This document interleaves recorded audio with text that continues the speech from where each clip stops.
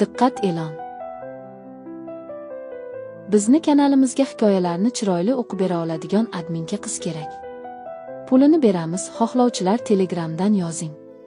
Telegram lichkamiz kanal opsiyasida va kommentariyada bo'ladi. Tabassum ortidagi tuyg'ular, ehtirosli hikoya. Men uni ilk bor ko'rganimda yuragim oz urishini unutdi. Uning ovozi muloyim, nigohi esa qizdiruvchi edi. Doktor Sherzod mening stomatologim emas, go'yoki orzumdagi odam edi.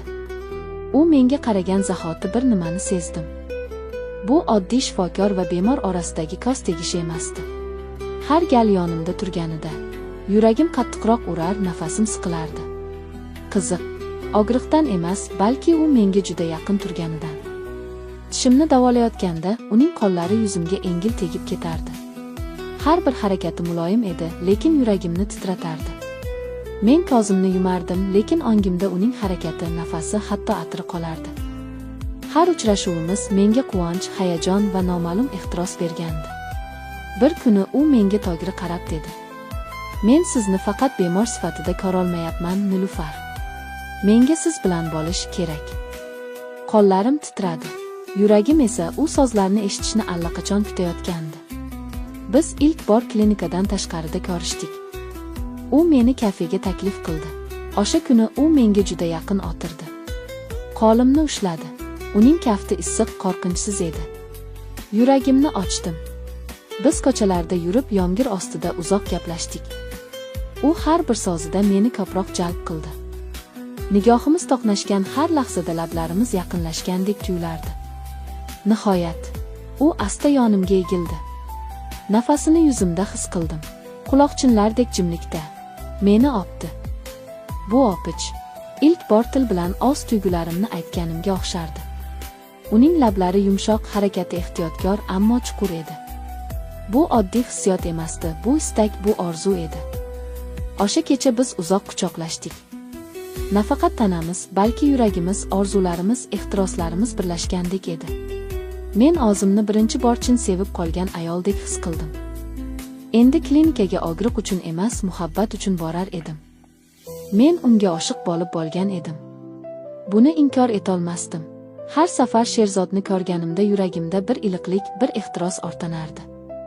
Ammo yuragimda boshqa bir haqiqat ham bor edi. Men turmush qurgan edim. Erim o'z dunyosida yashaydigan, ko'proq ishi, majburiyatlari bilan band bo'lgan odam. U meni yaxshi ko'radi, lekin meni his qilmaydi. Oxirgi yillarda men o'zimni yolg'iz sezardim. Xuddi ruhan begonalashgan odam bilan yashagandek. Sherzod esa meni ko'rdi. Mening ichimdagi ayolni, his qilmoqchi bo'lgan ehtiroslarni, izlanayotgan muhabbatni u sezdi. Har bir uchrashuv nafaqat sevgi, balki ichki aybdorlik bilan o'tdi. Ammo yurakni mantiq bilan bog'lab bo'lmaydi. Bir kuni kechqurun klinikadan chiqayotganimda yomg'ir yog'ayotgan edi. Sherzod yana kutib turgan edi. U menga tik qarab dedi: "Nilufar, men bilaman, yuraging ikkiga bo'linmoqda. Ammo men sening ko'zlaringda o'zini izlagan ayolni ko'ryapman. Men seni kutishga tayyorman. Faqat rostini ayt. Sen meni his qilayapsanmi?" Men unga yaqinlashdim. Yuragim kakragimni yorib chiqmoqchi edi. "Ha," dedim titrab. "Men seni har kecha xayolimda quchoqlayman. Har tong yonimda seni tasavvur qilaman. Lekin bu sevgim bilan o'zimni ham yo'qotyapman." U meni quchoqladi. Bu quchoq men uzoq vaqt orzu qilgan xavfsizlik, isinish, yaqinlik edi. Lablarimiz birlashganida men vaqt va makonni unutdim. Bu o'pishda shunchaki ehtiros emas, men bo'lolmagan ayolning dardi, orzusi, isyoni bor edi. U kecha men uyga qaytishdan oldin soyabon ostida unga qaradim. "Men yomon ayol emasman, lekin seni sevib qolganim meni o'zgartirib yubordi." U javob bermadi. Faqat ko'zlarimga qarab so'zsiz tushundi. Biz bu sevgini yashirishga majbur edik. Lekin yashirish uni yo'qotish degani emas. Aksincha, har yashirin daqiqa uni kuchaytirardi.